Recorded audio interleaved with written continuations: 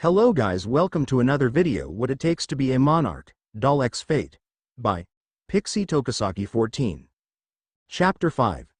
The Night of Treachery Pav. Unknown. I wake up in a forest late at night. My eyes were looking straight at the moon and I moved my body to get up. I did so and looked down and still wore my silver and red armor. I took down my helmet and breathed in the air. It was peaceful. I then remember the events before I got knocked out. Father. Camelot. I had killed her, but I also died in the process. Is this heaven? Better find out for myself. Alright, let's see what this place has to offer, I said to myself as I disappeared into the tree line. Pav, Artoria Pendragon. Well, that was a bust. I already drew a summoning circle and pulled some of my blood in it. Nothing happened, no command spells, no bright red light, and most of all no servant. I guess this is to be expected. Sigh. This is going to take a while to clean, I said to myself while picking up a mop and started cleaning. After 30 minutes or so, I have cleaned up everything and managed to get everything back into place. It was really late at night, might as well go to sleep.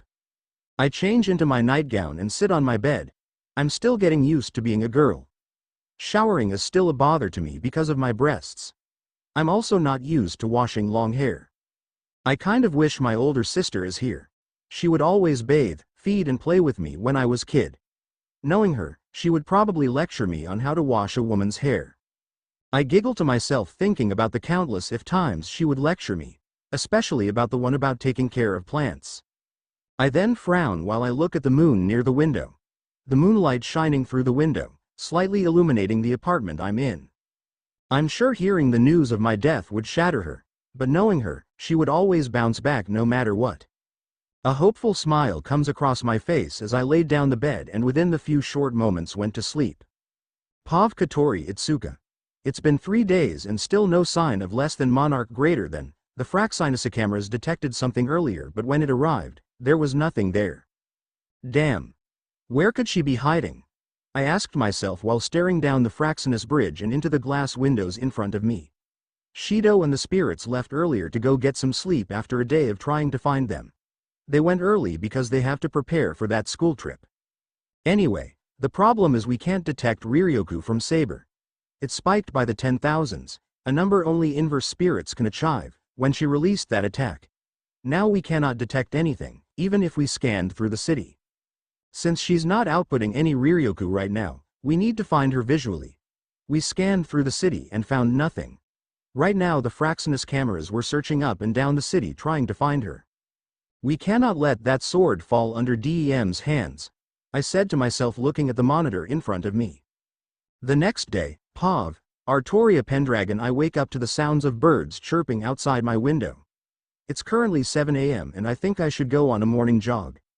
After all, I need to keep this body physically fit to fight what is coming.